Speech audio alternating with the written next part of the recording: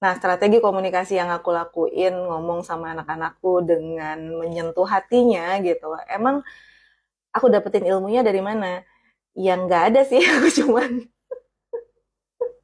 cuman nanya aja karena bentuk marah aku ya seperti itu gitu loh.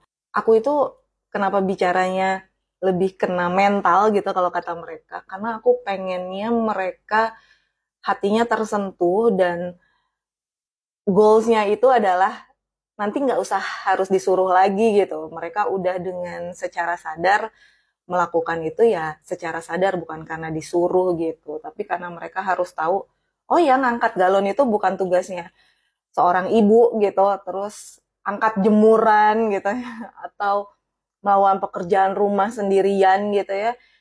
Ya itu bukan hanya tugasnya ibu gitu. Ibu kan perempuan gitu.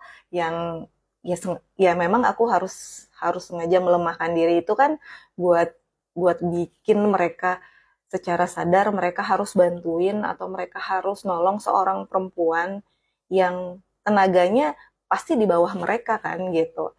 Jadi secara mental aku ngomongnya sih kayak begitu. Terus udah gitu kayak aku juga ngajarin soal prioritas gitu ya, karena wah ini laki-laki ya bahaya banget soal prioritas gitu yang nanti dari kalau udah berumah tangga itu kan nanti dari sisi waktu mereka harus tahu prioritas mereka itu adalah istri dan anaknya gitu ya, atau keluarganya, orang tuanya, kakaknya, adiknya gitu. Jadi jangan prioritas itu justru orang di luar keluarganya gitu. Ya bukan berarti ngelarang main, tapi ya mereka harus tahu prioritas. Terus gimana caranya ngajarin anak-anak soal prioritas gitu. Nah ini berhubungan dengan nanti attitude mereka juga di lingkungan kerja ya gitu. Kalau aku ada love language yang aku lakuin sama suamiku nih ke anak-anak yang udah menjelang dewasa, yang dimana udah susah berpelukan gitu ya, udah susah ngobrol gitu. Jadi kita itu harus maksain melakukan kegiatan ibadah bareng-bareng. Nah, kalau sudah waktunya ibadah, apapun kegiatan harus ditinggalkan. Karena ya itu tadi gitu, ini prioritas gitu. Prioritas kita itu yang pertama aku ajarin adalah harus ke yang paling paling tinggi itu yang menciptakan kita gitu ya. Jadi tinggalin semua kegiatan duniawi untuk memprioritaskan ke Allah gitu. Udah nggak pernah nonton TV bareng gitu ya. Terus makan juga nggak, ya jarang gitu bareng-bareng duduk bersama terus ngobrol waktu makan malam gitu. Terus juga pergi bareng juga kan nggak bisa setiap hari ya pastinya gitu. Karena kan kita punya aktivitas masing-masing. Ya, semakin anak besar justru waktunya semakin berkurang.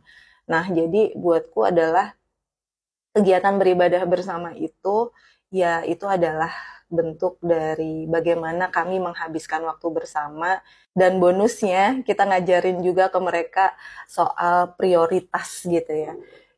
Ya itu kan paling penting ya, karena nanti juga kan ketika masuk dunia kerja kita harus punya attitude di mana kita harus tahu bagaimana memprioritaskan waktu gitu kan untuk menyelesaikan sebuah pekerjaan gitu, dan nantinya juga dipakai juga gitu ketika mereka sudah berkeluarga gitu, udah punya istri dan anak, laki-laki loh gitu, mereka akan jadi kepala keluarga. Jadi wah benar-benar PR banget ya buat kita orang tua untuk ngajarin gitu.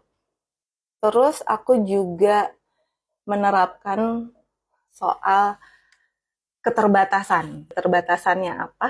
Keterbatasan dari sisi materi. Anakku nih pernah ngerasain hidup eh, susah banget, setengah susah, dan enak banget gitu.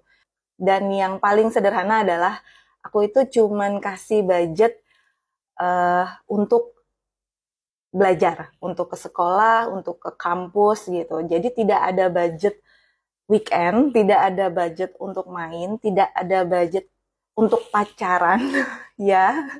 Dan aku juga kasih mereka aturan, kalau mereka berani pacaran, berarti mereka itu harus berani mengorbankan materinya, jangan pernah mau dibayarin perempuan. Tapi intinya kalau aturan dari aku adalah tidak boleh split bill.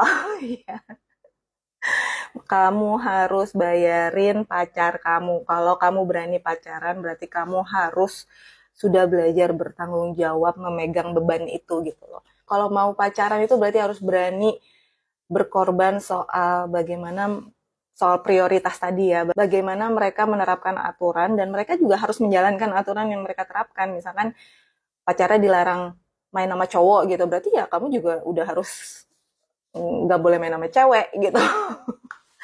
Ya kan suka ada ya red flag kalau yang ceweknya itu punya banyak temen cowok dibilangnya red flag gitu. Nggak boleh posesif ya sama cewek gitu. Kalau kamu mau posesif ngelarang-ngelarang, kamu bisa ngasih apa ke anak orang yang baru pacaran aja udah ngelarang-larang, udah posesif. Jadi ya itu aturan-aturan yang aku kasih gitu ya. Aku kasih bayangan itu buat mereka. Jadi kalau mereka mau pacaran berarti ya mereka harus siap menanggung tanggung jawab seperti itu gitu. Nah terus mereka dapat uangnya dari mana? Ya mereka udah harus mulai kerja sedini mungkin ya. Jadi kalau mau pacaran ya silakan kerja. Mereka suka ambil job yang freelance gitu, yang harian gitu, atau ikut aku kerja gitu. Nah kalau mau ibu kasih uang, ya kerjalah buat ibu gitu. Jadi aku nggak pernah kasih uang cuma-cuman. Terus juga aku pernah kasih aturan, jadi aku kan kasih budget untuk beli handphone itu kan nggak pernah besar ya. Kalau adalah sekian gitu budgetnya. Kalau mereka mau harganya lebih dari itu, berarti mereka harus mencicil dari uang jajannya untuk ganti uang kelebihan dari handphone gitu. Dan itu sempat aku jalanin sih gitu. Jadi kasihan tapi kalian itu laki-laki yang kalian nanti harus survive untuk bertanggung jawab terhadap nasib orang lain gitu. Jadi ya, hidupnya harus belajar keras lah. Itu attitude yang harus mereka miliki ketika mereka berhubungan dengan orang lain dan dunia kerja khususnya ya.